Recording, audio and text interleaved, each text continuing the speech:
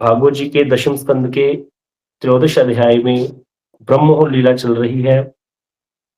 जहां पर कल हमने श्रवण किया, कथा शेष हुई थी कि कृष्ण पुलिन भोजन करने लग गए सखाओं के साथ और इधर बछड़े चलते चलते दूर चले गए। ब्रह्मा जी के मन में इच्छा हुई भगवान की कोई अन्य माधुर्यमय लीला दर्शन करने की। इसीलिए ब्रह्मा जी ने क्या किया, कृष्ण के बछड़ों को यहाँ पर छुपा दिया कहीं हृद में। और जब सखाओं ने कृष्ण को बोला हमारे बछड़े तो दिखाई नहीं दे रहे, कहीं वह असुर उनको दोबारा तो नहीं खा गया, क्योंकि हमने उसके मृत शरीर को जलाया नहीं था। तो कृष्ण कहते तुम लोग आराम से बैठकर भोजन करो, मैं ही जा करके देखता हूँ। तो ठाकुर जी के हाथ में वही दही भात का कोर है, उसको हाथ में लिए हुए कृष्ण जो है बछड़ों को ढूंढने चले गए। इधर जब आकर के देखा, वापिस आए हैं बछड़ों को अपना पा करके, तो देखा सखा भी नहीं है। ब्रह्मा जी ने कृष्ण के ग्वाल बालों को भी छुपा कर वहीं जाकर के हृदय में छुपा दिया। तो ये दोनों स्थान ही ब्रज में देखने को मिलते हैं, वहां पर वत्सवन में। अब आगे की कथा हम श्रवण करेंगे कि आगे क्या हुआ। तो यहाँ पर बड़ा सुंदर भाव से श्री विष्णु चक्रवर्तीपाद जी सुखदेव गोस्वामी जो वर्णन कर रहे हैं, उसकी टीका बहुत सुंदर आई है। तो कहते जब कृष्ण को कहीं बछड़े नहीं दिखाई दिए, देखा ग्वाल बाल भी नहीं है, तो वो वन में इधर उधर सर्वत्र घूम घूम कर बछड़ों और ग्वाल वालों को ढूंढने लगे। तो इसको श्री विष्णु चक्रवर्तीपाद जी ने बड़े अच्छे से समझाया है कि यहाँ पर यह नहीं कहा गया कि बछड़े कहीं प्राप्त ही नहीं हुए, वहां पर बछड़े वहीं पर थे। क्योंकि कल हमने श्रवण किया था कि ब्रह्मा जी ने कौन से बछड़े चुराए हैं, कृष्ण के ग्वाल बाल और बछड़े चुराने का जो है सामर्थ्य ब्रह्मा जी में नहीं है। तो योग माया ने उनको वहीं पर आवृत कर दिया था, मतलब वो है वहीं लेकिन अदृश्य हो गए, सबको दिख नहीं रहे। और महामाया को प्रेरणा दी, जिससे महामाया ने ब्रह्मा जी के चुराने लायक ग्वाल बाल और बछड़ों को वहां पर प्रस्तुत कर दिया। जिनको ब्रह्मा जी ने देखा, जिनको चुराया ब्रह्मा जी ने, वो कौन थे, वो महामाया द्वारा बनाए गए थे। और कृष्ण को ये सब कहते दिख रहा है कि बछड़े यही हैं, लेकिन फिर भी ब्रह्मा को यह विश्वास दिलाने के लिए कि कृष्ण मेरी माया से मोहित हो गए, ब्रह्मा को ये लगे, ठाकुर जी अपने आप को अनजान की भांति दिखाते हुए बछड़ और बालकों को ढूंढने लगे। लेकिन इसके बीच में बड़े सुंदर भाव हैं कि कृष्ण ने ब्रह्मा जी को भी विस्मित तो कर दिया था एक बार। कैसे, बड़ा सुंदर यहाँ बता रहे हैं। कहते क्या हुआ है यहाँ पर, भाव प्रकाशी का वृत्ति है इसकी। तो कहते जब कृष्ण की बाल लीला माधुरी में आत्मविभोर हो गए हैं ब्रह्मा जी, तो मन ही मन विचार करने लगे कि ये ठाकुर जी कृष्ण के इस लीला रस सिंधु में ना जाने कितना और माधुर्य है। कृष्ण इस समय बालकों को से घिरकर भोजन और विविध प्रकार के हास्य कौतुक कर रहे हैं, उसमें अविष्ट हैं। यदि इस समय मैं क्या करूं, चुपचाप जाकर यमुना पुलिन में जाकर जो बछड़ों हैं उनको चुरा लेता हूं, तो कहते क्या होगा फिर मैं जाकर इनको छुपा दूंगा, ब्रह्मा जी ये सोच रहे हैं। तो कहते मैं देखूंगा कि बाल्य लीला में जो रस में मुग्ध है भगवान, उनको कैसे ढूंढते हैं, कैसे उनके वात्सल्य गुण का प्रकाश होता है, इसकी परीक्षा भी हो जाएगी। तो यहाँ पर ये ब्रह्मा जी का लीला देखने का जो इच्छा थी वो गलत नहीं है, लेकिन कार्य गलत हो गया उनसे कि उन्होंने बछड़े चुराने के बारे में सोच लिया, ठाकुर जी के सखाओं और बछड़ों को उनसे दूर कर दिया। अब यहाँ पर ब्रह्मा जी ने क्या सोचा था, यहाँ उसका वर्णन चल रहा है। तो यहाँ ब्रह्मा जी सोच रहे हैं कि कृष्ण तो सर्वज्ञ हैं, अंतर्यामी हैं, क्या वहां पर जब मैं बछड़ों को चुरा लूंगा, क्या वो अपनी सर्वज्ञ शक्ति से बछड़ों का पता करा लेंगे, अपनी इच्छा शक्ति के बल से उनको अपने पास बुला लेंगे, या अथवा मुझे बुला करके आदेश देंगे कि जाओ मेरे बछड़ों को लेकर के आओ। तो फिर मैं उनके सामने बछड़ों को उनके आदेश का पालन करते हुए लेकर के आऊंगा। तो इसको कहते हैं प्री कंसीव्ड नोशंस। मतलब ब्रह्मा जी ने अपने आप ही मन में बहुत सारी चीजें सोच ली हैं कि हाँ कृष्ण मुझे आदेश देंगे, या हो सकता है कृष्ण अपनी सर्वज्ञ शक्ति का प्रयोग करके अपनी इच्छा शक्ति से ही बछड़ों को अपने पास बुला लें, मुझे बात ही ना करें, या हो सकता है कृष्ण मुझे आदेश देंगे, फिर मैं उनके आदेश का पालन करते हुए बछड़ों को ले आऊंगा। लेकिन कहीं भी उनसे उनके मन में यह विचार नहीं आया कि ये कार्य तो बड़ा ही गलत हो रहा है, जो मैं ठाकुर जी के बछड़ों को चुराने जा रहा हूँ। यह विचार ना आकर के लीला में कृष्ण की मुग्ध हो रहे हैं देख देख करके स्वयं ब्रह्मा जी, और उनसे ये कार्य गलत करने की इच्छा पैदा हो गई। तो इस तरह कहते हैं जब अगर मान लो कृष्ण मुझे आदेश देंगे कि जाओ बछड़ों को लेकर के आओ, इससे तो उनका ऐश्वर्य प्रकाशित हो जाएगा। कहते क्या वो मुझको वंचित करने के लिए ही ऐसे ऐश्वर्य का प्रकाश करेंगे, ये सारी बातें ब्रह्मा जी के मन में आ रही हैं। तो कहते कृष्ण का ऐश्वर्य तो सर्वदा सिद्ध है, सर्वत्र सिद्ध है, सबको पता है कृष्ण भगवान है।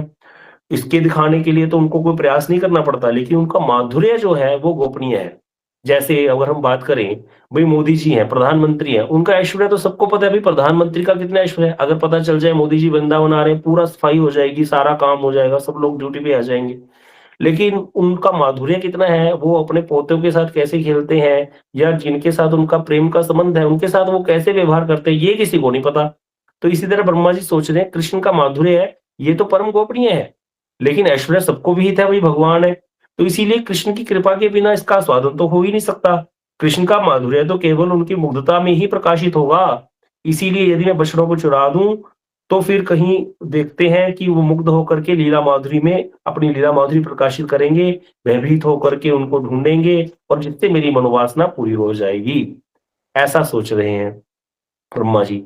अब यहाँ कह रहे हैं कि कृष्ण जिन्हें प्रेम करते हैं इतना एवं जो कृष्ण के अतिरिक्त अन्य कुछ नहीं जानते, भगवान के जो सखा इत्यादि हैं, तो ब्रह्मा जी की ऐसी शक्ति नहीं है, सामर्थ्य नहीं है कि वो उनके परिकरों को छुपा दें, उनको मोहित कर दें, भगवान के सखाओं को, ग्वालवालों को। इसीलिए यहाँ पर जो हमने बात कल श्रवण की थी, वो वर्णन आया है कि माया संबंध से रहित हैं ये बछड़े और ग्वाल-वाल कृष्ण के, इसीलिए ब्रह्मा जी का सामर्थ्य नहीं है। तो इसीलिए ब्रह्मा जी चारों वेदों के वक्ता तत्वज्ञ होकर भी कृष्ण के पार्षदों को क्यों मुग्ध करने जा रहे हैं, इसका एकमात्र कारण वही जानते हैं। ये कौन कह रहे हैं? श्री विष्णु चक्रवर्ती जी। क्यों उनके मन में ये इच्छा आ गई? अरे 4 वेदों के ज्ञाता है, उनको यह तो पता होना चाहिए ये किनको मैं चुराने जा रहा हूँ। तो इसीलिए कहते हैं ऐसा कभी हो ही नहीं सकता था कि ब्रह्मा जी उनको स्पर्श भी कर दें। इसीलिए वहां पर महामाया ने क्या कर दिया, नए सेट पैदा किया है बछड़ों और ग्वाल वालों का। ये तो लीला चल रही है भगवान की। जैसे राम लीला में भी सीता जी जो मूल सीता है, ठाकुर जी की स्वरूप शक्ति राम जी की, उनको स्पर्श करने का भी अधिकार नहीं था कंस को, उसको रावण को। इसीलिए वहां पर छाया सीता का प्रकट्य हुआ है या अग्निदेव से, उसको ही रावण चुरा करके ले गया। और छाया सीता को भी जब रावण ने देखा है तो उसने प्राण की वहां पर प्रणाम किया है। यह वर्णन आता है भागवत इसमें, रामचरितमानस में। वहां पर रावण सोचता है मेरा तो शरीर तामस है, जब खल और दूषण मारे गए थे। अब मैं अगर ये मनुष्य है तो मैं तो इनको खा जाऊंगा, अगर मनुष्य नहीं है, प्रभु ने ही अवतार लिया है, तो मैं वैर करूंगा हट करके। और तमो, क्योंकि मैं तमोगुणी हूं, मेरे अंदर कभी सात्विक गुण तो आ नहीं सकता, वैर भाव से भगवान को प्राप्त करूंगा। और वहां जब सीता जी को भी चुराने गया है तो वहां पर प्रणाम किया है जगन्नाथ जानकर, जबकि वो छाया सीता थी तब भी। तो यहाँ पर ऐसे ही है, भगवान के जो नित्य परिकर हैं, जो भगवान के अपने अंतरंग परिकर है, उनको स्पर्श करने का अधिकार नहीं है। तो यह बड़ा सुंदर वर्णन कर रहे हैं कि कैसे ब्रह्मा जी के मन में इस प्रकार की बात आ गई भाई। उनके मन में ऐसा विचार आया है कि कैसे जो 4 वेदों के ज्ञाता है, इतने बड़े तत्वज्ञ हैं, कृष्ण के पार्षदों को क्यों मुग्ध करने जा रहे हैं, वो ऐसा विचार भी उनके मन में कैसे आया। तो कहते हो सकता है भाई ये बात हो। इसीलिए श्री सुखदेव गोस्वामी ने क्या बोला, अम्भोज जन्म जनी।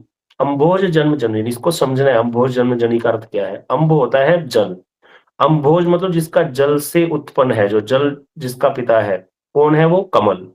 कमल आगे फिर जन्म जनी, कमल से जिसका जन्म हुआ था तो ब्रह्मा। तो कहते ब्रह्मा ने कमल से जन्म ग्रहण किया, हाँ, कमल ने जल से जन्म ग्रहण किया। तो ब्रह्मा का जन्म जन्म किससे हुआ? कमल से। कमल क्या है? जड़ है। जड़ किसको बोलते हैं? जिसमें इच्छा शक्ति, क्रिया शक्ति और अनुभव शक्ति ना हो, उसको बोलते हैं जड़। जैसे हम लोगों को कोई स्पर्श करे तो हमें अनुभव होता है, हमें इच्छा करते हैं, क्रिया भी करते हैं, हाथ हिला रहे हैं, लेकिन कमल तो ऐसे नहीं कर सकता। तो इसीलिए कहते हैं कमल जड़ है। ब्रह्मा जी का जन्म किससे हुआ? कमल से हुआ। और कमल का जन्म किससे हुआ है? जल से हुआ है। तो दोनों ही जड़ हैं। अब कहते हैं जिसके पिता और जिसके दादा जड़ हैं, उसके स्वयं तत्वज्ञ होने पर भी जो वंश अनुक्रमिक जड़ता है वो कहाँ जाएगी? क्योंकि पिता भी जड़ और उसका जो दादा है वो भी जड़ है। इसीलिए कहते हैं वह तो अवश्य ही रहेगी। यहाँ पर तर्क दे रहे हैं, श्री कहते हैं निर्धन का पुत्र यदि धनवान भी हो जाए तो उसके अंदर धन भोग में, उसके धन व्यय में क्या देखा जाता है? वंश अनुक्रमिक नीचता देखी जाती है, कंजूसी देखी जाती है। अगर कोई निर्धन व्यक्ति धन अर्जित कर भी ले तो पैसा खर्च करने में उसमें ज्यादा ऐसे वो नहीं होता, उसका हाथ खुला नहीं होता। दूसरी ओर अगर कोई धनवान व्यक्ति हो, उसका पुत्र हो और वो निर्धन हो जाए, तब भी देखा जाता है वो उसके अंदर उदारता या खुले खर्च करने की उसकी आदत जो है वो रहती है। ऐसी कहते हैं पंडित का पुत्र जो है मूर्ख होने पर भी देखा जाता है कि सुबुद्धि के उसके उदाहरण दिख जाएँगे, जबकि वो मूर्ख है पंडित का पुत्र, लेकिन फिर भी कुछ ना कुछ अच्छा कार्य उससे हो जाएगा, सुबुद्धि के कार्य उसके दिख जाएँगे। तो इसलिए बता रहे हैं, वंश अनुक्रमिक दोष गुण से मुक्त होना बहुत ही कठिन होता है। अपने पिछले जो हमारा वंश से जो परंपरा चली आ रही है, उसको त्याग करना बड़ा कठिन होता है। इससे ही प्रतीत होता है कि ब्रह्मा जी 4 वेदों के वक्ता होकर के, जगत के सृष्टिकर्ता होकर के, इतने बड़े तत्वज्ञ होकर के, जगत पूज्य होकर के भी कृष्ण की बाल लीला का स्वादन करने के लिए अपने वो वंश अनुक्रमिक दोष के कारण, जड़ता के कारण उन्होंने मन के में जो कार्य है वो उनसे गलत हो गया। कृष्ण के पार्षदों को माया से मुक्त करने की चेष्टा करने लगे। ऐसा उनके मन में इसीलिए आ गया। तो इसीलिए कहते जब वहां पर उपस्थित हो गए ठाकुर जी के सखाओं को छुपा दिया। एक ब्रह्मरथ है, वत्सवन में जाएंगे तो ब्रह्मरथ दिखता है, बहुत गहरा है, 3 मंजिल गहरा होगा वो आज भी। ऐसा यमुना जी के किनारे वो ब्रह्मरथ है। तो वहां पर ब्रह्मा जी ने ग्वाल बाल और बछड़ों को छुपा दिया और एक क्षण के लिए अपने लोक को गए हैं। अब यहाँ पर बहुत सारे रहस्य हैं, यहाँ पर तो नहीं लिखा, लेकिन गुरुदेव वर्णन करते थे। जब ब्रह्मा जी अपने लोक को गए, इतने में अब कृष्ण को क्या पता चल गया है कि मेरे सखा और मेरे ग्वाल बालों का बछड़ों का हरण हो चुका है? और इसीलिए ये कार्य ब्रह्मा का है, कृष्ण को पता चल गया। तो जितनी देर के लिए ब्रह्मा जी अपने लोक में गए, उससे पहले कृष्ण ब्रह्मा जी के रूप धारण करके ब्रह्मलोक में चले गए और अपने द्वारपालों को बोल दिया, देखो एक नकली ब्रह्मा घूम रहा है, ब्रह्मा का वेश धारण करके, उसको अंदर मत आने देना, मैं थोड़ा बिजी हूँ, मुझे डिस्टर्ब मत करना। तो कृष्ण ब्रह्मा का रूप धारण करके चले गए ब्रह्मलोक में। अब इधर ब्रह्मा जी जैसे ही छुपा करके गए हैं, तब तक जब ब्रह्मा जी अपनी जाने लगे अंदर, तो उनके द्वारपालों ने वहां पर रोक लिया। बोले कहाँ जा रहे हो? बोले मुझसे कौन पूछने वाले, तुम कौन हो भाई? मेरे नौकर, मेरा दिया खाते हो, मुझसे बात करते हो? बोले हम सब जानते हैं, हमारे जो मालिक है, हमारे जो इष्ट है, वो तो अंदर बैठे हैं, इसीलिए तुम यहाँ से निकलो, बहरूपिया बन करके घूम रहे हो यहाँ 4 सिर लगा करके। ब्रह्मा जी समझ गए भैया हो गई गलती। उसी समय ब्रह्मा जी वापस आए। वापस आए तो क्या देखा कि वैसे ही लीला चल रही है ब्रज में तो। और फिर ब्रह्मा जी को लगा अच्छा ठाकुर जी ने वो सारे ले लिए होंगे वहां से हरद में। जब हरद में जाकर देखा तो वो वहीं पर बैठे हैं सब, मुग्ध हुए। अब यहाँ पर क्या हुआ, कृष्ण ने क्या किया था, एक तरफ तो अपने से उतने ही सखा और उतने ग्वालों को और बछड़ों को प्रकट कर दिया, और साथ के साथ क्या किया, लीला शुरू कर दी। वैसे ही उनको चराते हुए रोज लेके जाना, वापिस आना, और ब्रह्मा जी के लोक में भी चले गए एक रूप से। ब्रह्मा जी को भी अपने लोक से बाहर करवा दिया ठाकुर जी ने। अब ब्रह्मा जी जब वापिस आए हैं तो वो देखने लगे, उनको लगा सखा वापिस ले लिए होंगे, जब देखा तो वो तो वही है। तो ब्रह्मा जी ने 4 सिर है ना, एक सिर से एक एक 2 आंखें इधर लगा ली, 2 इधर लगा ली, और देख रहे हैं कि इधर वाले कौन से हैं, उधर वाले कौन से हैं। सेई, वहां पे एक गांव है सेई, सेई ब्रज में बोलते हैं, वही तो है ये सेई, मतलब वही। तो वहां पर सेई गांव है, सेई, बसई, वत्सवन, बालहारा, जहां पर बालकों का हरण किया, वृंदावन के बिल्कुल पास ये सारे स्थान है जहां ब्रह्मा जी उतरे हैं। जब भगवान की स्तुति करने आगे आएगा, तो जहां कमल से उतरे हैं ब्रह्मा जी, वो उस स्थान का नाम है चौमुहा। चौमुहा क्यों नाम पड़ गया? ब्रजवासी हंसने लगे, चौमुहा आ गया, चौमुहा आ गया, पकड़ पकड़ के ब्रह्मा जी को खींच खींच कर लेके जा रहे हैं। ब्रह्मा जी पितामह है हमारे सबके, हमारी जन जो सृष्टि है वो ब्रह्मा जी से होती है, भगवान की इच्छा से। तो वो ब्रह्मा जी को ब्रजवासी चौमुहा चुमुहा कह करके कभी इधर खींच लेते हैं, कभी उधर खींच लेते हैं। इसीलिए आज भी आप वृंदावन आओगे पलवल वाले रूट से, NH2 जो है वहां से रास्ते में कोसी पार करने के बाद तो चौमुहा गांव आता है जहां ब्रह्मा जी उतरे। अब वैसे हम सुनते हैं कि संसार में एक ही जगह ब्रह्मा जी का मंदिर है, कोई बता सकता है कहां पर है? ब्रह्मा जी का एक ही जगह पे मंदिर है, वहां उनको उनकी पत्नी ने श्राप दे दिया था, इसीलिए वहां पर ब्रह्मा जी पुष्कर है, वहीं। फिर वो जो पुष्कर। हाँ जी, तो सिर्फ मैसेज डाला कीजिए। तो पुष्कर में ब्रह्मा जी का मंदिर है, हाँ, और कहीं मंदिर नहीं हो सकता। लेकिन ब्रज में कितने ही मंदिर है ब्रह्मा जी के, आपको बता देते हैं। चौमुहा में बहुत सुंदर मंदिर है ब्रह्मा जी का, आप कभी आओ दर्शन करो, है। और जो ब्रह्मा जी स्वयं पर्वत बने हुए हैं बरसाना में, वहां पर्वत पर चढ़ते ही ब्रह्मा जी का विग्रह है, किसी किसी ने शायद दर्शन किए हों। वहां श्री जी के छोटे छोटे चरणों के चिन्ह है, उसके साथ ही ब्रह्मा जी का मंदिर है, क्योंकि ब्रह्मा जी ही पर्वत बने हुए हैं, 4 सिर है ब्रह्मा जी के। ये दानगढ़, मानगढ़, भानुगढ़, विलासगढ़, ये क्या है? ये चारों सिर है ब्रह्मा जी के, 4 सिर। भानुगढ़ में राधा जी का मंदिर, मानगढ़ पे मान लीला हुई, दानगढ़ पे दान लीला, विलासगढ़ पे झूलन लीला हुई। तो ये ब्रह्मा जी ही पर्वत बने हुए हैं। अब कोई कहे कि भाई ब्रह्मा जी को तो श्राप मिला था कि आपका कहीं मंदिर नहीं हो सकता, आपकी कहीं पूजा नहीं होगी, और ब्रज में तो ब्रह्मा जी के इतने मंदिर हैं। तो ये ब्रज भूमि और भगवान, ये सब जो भगवान की सारी वस्तुएँ हैं, ये सारे प्रकार के अभिशाप और वरदान से परे होती हैं। भगवान को कोई श्राप नहीं दे सकता, ना ही कोई वरदान दे सकता है। इसी प्रकार ब्रजभूमि है। ब्रजभूमि वर देने वालों को भी वर देने वाली है। यहाँ पर लक्ष्मी जी की भी श्री नष्ट हो गई थी दुर्वासा जी के श्राप से। वो श्री उनको यहाँ तपोवन है ब्रज में। तपोवन में तपस्या करके लक्ष्मी जी को अपनी श्री प्राप्त हुई थी ब्रजभूमि को, जब ब्रज की रज को मस्तक पे लगाया। तो ऐसी है ये ब्रजभूमि। इसीलिए यहाँ पर ये ब्रह्मा जी का जो वो वरदान या श्राप जो भी मिला था उनको कि आपका कहीं मंदिर नहीं हो सकता, भृगु ने श्राप दिया था। कल्प भेद से कई कथाएँ हैं कि ब्रह्मा जी को श्राप कैसे मिला था। भृगु ने भी श्राप दिया था, एक बार सरस्वती जी ने दे दिया था। तो वो जो ब्रह्मा जी का मंदिर नहीं हो सकता कहीं पे, पुष्कर में ही होगा, यह बात बाकी जगह के लिए अप्लाई होती है, ब्रजभूमि के लिए नहीं है। तो यहाँ पर ब्रह्मा जी जब उतरे हैं तो चौमुहा गाँव आज भी आता है, वहाँ पर जीएलए यूनिवर्सिटी है बहुत बड़ी, तो वहीं पर चौमुहा गाँव है। तो जहाँ पर ब्रह्मा जी उतरे हैं, थोड़ा-सा आगे जाएँगे तो बालहारा आता है, जहाँ पर बालकों का हरण किया। जहाँ पर सखाओं को परखने लगे कि कौन से असली हैं, कौन से नकली। उस गाँव का नाम परखम है, आज भी परखम गाँव है यहाँ पर। यहाँ से जाओ सुंदरक होते हुए, पहले बालहार आएगा, फिर परखम आएगा, फिर वत्सवन, फिर सेई, फिर बसई। ये सारे स्थान ब्रह्मा जी की ब्रह्म मोहन लीला के स्थान हैं। तो ऐसा सुंदर ये ब्रह्मा जी की मोहन लीला, ब्रह्म मोहन लीला है। पूरा जो विस्तृत रूप से कृष्ण के ऐश्वर्य को प्रकट करती है, माधुर्य तो है ही इस लीला में। अनंत कोटि ऐश्वर्य भगवान का यहाँ पर प्रकट हो जाता है कि कैसा भगवान ने ऐश्वर्य प्रकट किया है। अब कहते कृष्ण ब्रह्मा जी समझ गए मुझसे गलती होगी, अपने लोक से आकर के बाहर आके जब वापिस आए हैं तो देखा वो वाले भी यही हैं, ये वाले भी वही हैं। तो ये सारी कथा हम आगे सुनेंगे, एक बार संक्षेप में सुनाई है। अब कहते जब कृष्ण को बछड़े नहीं मिले, दुखी मन से वापस आ गए, दोबारा वहीं आ गए हम, क्योंकि लीला में जैसे वर्णन कर रहे हैं आचार्य पाद हम उनको भी सुनेंगे। तो कहते कृष्ण चिंता में डूब गए। अब वो इधर-उधर भ्रमण करते हुए बछड़े और ग्वाल वालों को खोजने लगे, और बहुत खोजने पर भी जब नहीं मिले तो यमुना पिलन पर आ गए और विचार करने लगे अभी तो सूर्यास्त होने वाला है, और मेरे सखा और मेरे बछड़े कहाँ चले गए? अगर कहीं मैं उनको बिना लिए घर कैसे जाऊँगा? मैया पूछेंगी तो मैं उनको क्या उत्तर दूँगा उनकी माताओं को? इस प्रकार कहते चिंताग्रस्त होकर के कृष्ण उस निर्जन यमुना पुलिन में नीलमणि की प्रतिमा की भांति निस्तब्ध होकर खड़े रह गए, और देखते ही देखते उनके कमल के समान बड़े-बड़े नेत्रों में आंसू भर आए, और तिल कुसुम किसी पराभूत करने वाली नासिका से गहरी-गहरी श्वास वायु प्रवाहित होने लगी, और वो मुग्ध होकर के लीलावशतः चिंता में डूब गए। उसी समय ब्रह्मा जी के मन का जो संकल्प था और उनका यह कार्य प्रकट हो गया। ब्रह्मा जी ने तो ये इच्छा की थी ना, मैं भगवान का देखूँगा कैसे कृष्ण अपने सखाओं से विछुड़ने के बाद कैसी माधुरी को प्रकट करते हैं।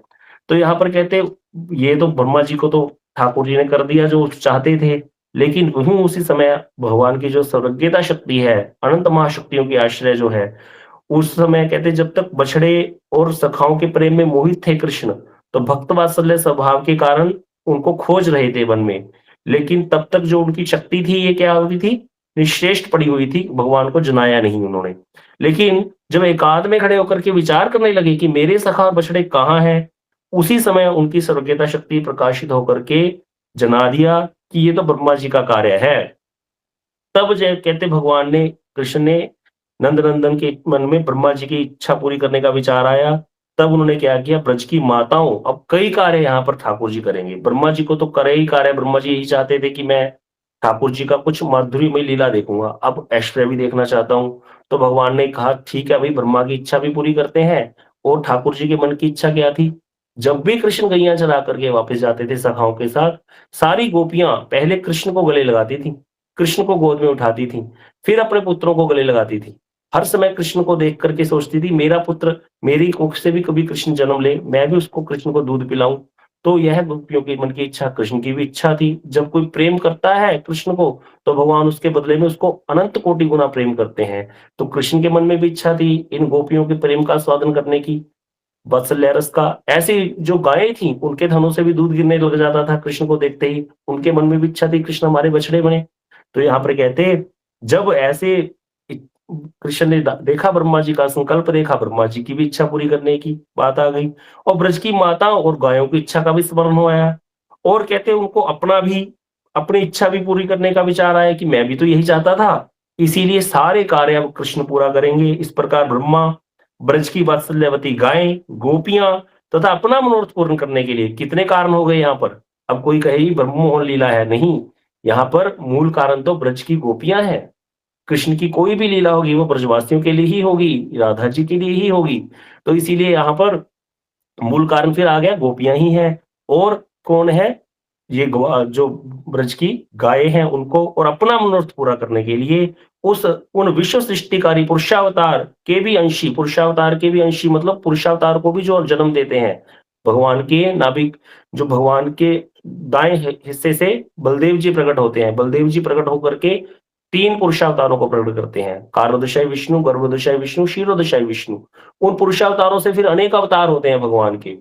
तो कहते हैं वो सारे अवतारों के जो मूल हैं, श्री कृष्ण ने स्वयं ही दोनों रूप धारण किए, अर्थात बछड़े भी बने, ग्वाल बाल भी बने, और दोनों स्वरूपों में प्रकट हो गए। 2 स्वरूपों में प्रकट होकर के सबको मनोकामना पूरी करने का भगवान ने जो है सुयोग उदित कर दिया। यहाँ पर इससे ब्रह्मा जी को कृष्ण के माधुर्य का आस्वादन हो रहा है। ब्रज की वात्सल्यवती गायों को और गोपियों को उन्हें अपना बछड़ा और अपना पुत्र मान करके उनको स्तनपान कराने का अवसर मिलेगा। उनका लालन पालन किया और वात्सल्य प्रेमोचित आदर पा करके प्रेम लुब्ध कृष्ण को प्रेम रस का आस्वादन हुआ। और क्या लीला हुई यहाँ पर वर्णन नहीं है, लेकिन संत लोग वर्णन करते हैं कि जब कृष्ण ही ग्वाल बाल और बछड़े बन गए, 1 साल के लिए ऐसा हुआ। गर्गाचार्य जी को सारी लीला समझ में आ गई, वो तो बहुत बड़े सर्वज्ञ हैं, वो भी जानते हैं कृष्ण की कृपा से सब भगवान के भक्त हैं। गर्गाचार्य जी ने घोषणा कर दी, भैया ये सबसे अच्छा लगन है। पहले तो बाल विवाह होते थे, बोले अपने अपने बच्चों के विवाह कर दो। 5 साल के बच्चों के विवाह हो जाते थे, गोहना बाद में होता था। अब क्यों को सोचा ब्रह्मा जी ने, अरे इतने कृष्ण घूम रहे हैं ब्रज में, सबके यही विवाह करवा देते हैं, यहीं रह जाएंगे, ये कहाँ जाएंगे फिर।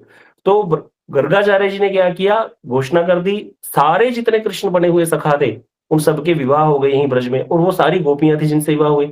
इस तरह से कृष्ण ने गोपियों की भी इच्छा पूरी की। तो ये ब्रह्म मुहूर्त लीला में कई प्रकार की लीलाएं यहाँ पर जो है पूर्ण होती हैं। तो इस तरह से गर्गाचार्य जी ने क्या किया, उतने ही कृष्ण जो बने हुए सारे श्रीधाम सुबल आदि सब कृष्ण ही तो है, उन सबके यहाँ पर विवाह करा दिए। इस तरह से कहते बहुत प्रकार से कृष्ण ने यहाँ पर लीला का आस्वादन किया है। वात्सल्य प्रेमोचित आदर पा करके प्रेम लुब्ध कृष्ण को प्रेम रस का आस्वादन हुआ है। अब जितने भी ग्वाल बाल थे, बछड़े थे, उनके जैसे शरीर थे, जैसे उनके हाथ पैर थे, जैसे वो सींगा वेणु लकुटी छीके जो भी अलंकार वस्त्र धारण करते थे जैसे, और कृष्ण ने कहते अनंत कोटि ब्रह्मांडों के सृष्टिकर्ता कृष्ण ने भी उन सब रूपों को अपने आप में प्रकाशित कर दिया। और इतना ही नहीं, जिसका जैसा धीर, कोई धीर था तो वो वैसे धीर बन गए, अगर कोई चंचल है तो चंचल ही बन गए। स्वभाव जैसा था, जिसका जैसा व्यवहार था वैसे वाले व्यवहार वाले, जिसका जैसा गुण था, जिसका जो नाम था, जिसका शरीर का गठन जैसा था, कोई मोटा था, कोई किसी के कंधे बड़े थे, वैसे ही आयु चाल चलन गमन भाव भंगी कंठ स्वर पिता माता के साथ जैसा व्यवहार करते थे घर में, ठीक कृष्ण ने वैसे ही स्वरूपों को, वैसे ही भावों को अपने में प्रकाशित करके असंख्य ग्वाल बालों और असंख्य बछड़ों के रूप में यमुना पुलिन में पूर्ण बाल लीला करने लगे। वैसी की वैसी लीला ब्रज में चल रही है। ब्रह्मा जी की तो एक त्रुटि ही हुई है जाने में, इतने में यहाँ पर तो 1 साल बीत गया था, क्योंकि हमने सुना था थ्योरी ऑफ रिलेटिविटी के हिसाब से समय का डिफरेंस होता है। तो इसीलिए कहते असंख्य बछड़े और गोपालकों का रूप धारण करके कृष्ण स्वयं ही गोपाल रूपधारी अपने को ही आदेश प्रदान कर, मतलब हो करके गाय को बुला रहे हैं, गाय को नहीं बुला रहे, अपने आप को ही बुला रहे हैं, क्योंकि बछड़े कौन है, वो कृष्ण ही बने हुए हैं। तो अपने आप को ही आदेश प्रदान कर, बछड़ों के रूप में अपने आप को ही एकत्रित कर, अपने द्वारा अपने आप को ही परिचालित कर, विविध हास्य परिहास्य अपने आप से ही करते हुए, कौतुक करते हुए प्रातः काल गोचारण के लिए जाते हैं और सायंकाल वापिस आ जाते हैं। कितनी सुंदर यहाँ पर वर्णन चल रहा है। यहाँ बहुत सुंदर एक बताई गई है, कहते कैसे है, यहाँ पर श्री विश्वास चक्रवर्ती जी ने इससे भी अच्छा बताया है एक।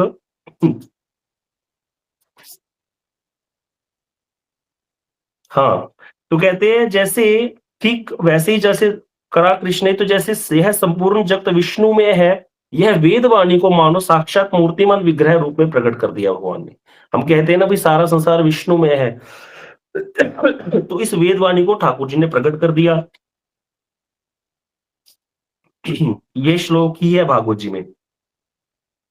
तो इस तरह से यहाँ पर ये वर्णन चल रहा है कि इस प्रकार से ये लीला चल रही है। अब कहते क्या होता था, गोपालकों की माताएं जब कृष्ण बंसी बजाते हुए, सखा सारे बंसी बजाते हुए आते थे, तो बंशी का स्वर सुन करके दौड़ी दूर से अति शीघ्र दौड़ी चली आती थी, और ग्वाल बाल बने हुए पर ब्रह्म कृष्ण को अपना पुत्र मान करके भुजाओं में लेकर के गोद में लेकर के आलिंगन करने लगी। किसको?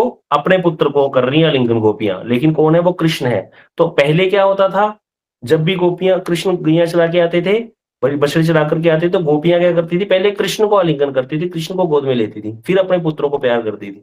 लेकिन अब क्या होने लगा, अब ये है अपने ही पुत्रों को गले लगा रही, क्योंकि वो कृष्ण ही है और कोई है नहीं। उस समय पुत्र के प्रति अत्यंत स्नेह के कारण, अपने स्तनों से वात्सल्य स्नेह की अधिकता के कारण स्वतः ही दूध झरने लगता था, अमृत से भी मधुर दूध उनको पिलाती थी वो। इस प्रकार वात्सल्यवती माताओं का कृष्ण ने जो है आनंदवर्धन किया है। यहाँ बता रहे हैं, हाय हाय कृष्ण यशोदा की बातें, क्या कभी हमारा भी पुत्र होगा? यह विष्णु चक्रवर्तीपाद जी वर्णन कर रहे हैं कि गोपियों को यह हमेशा रहता था मन में। इस मनोरथ की सिद्धि के लिए ही अलक्षित रूप से कृष्ण उनका पुत्र बनना स्वीकार किया है। आगे कहते हैं, तन मात्र श्री दाम सुदाम आदि की माताएं कृष्ण को अपना अपना पुत्र मानकर हाथों से उठा करके अपनी गोद में लेकर के स्तनपान कराने लगी। अब यहाँ बता रहे हैं कि परब्रह्म कृष्ण भी सुदासव मानकर उनके स्तन दूध का पान करने लगे। कृष्ण भी वैसे ही आस्वादन कर रहे हैं जैसा वो चाहती हैं। अब यहाँ बता रहे हैं कि उनके दूध के लोभवश कृष्ण उनकी वात्सल्य उन वात्सल्यवती गोपियों के पुत्र होने की जो वासना थी, वह भी इस ब्रह्म मोहन लीला में सिद्ध हुई है। कृष्ण के मन में भी इच्छा थी कि मैं भी इनका पुत्र बन करके इनका दुग्धपान करूं। इसीलिए आगे ब्रह्मा जी कई श्लोकों के द्वारा भगवान की स्तुति करेंगे। 40 श्लोकों में ब्रह्मा जी ने भगवान की स्तुति करी है।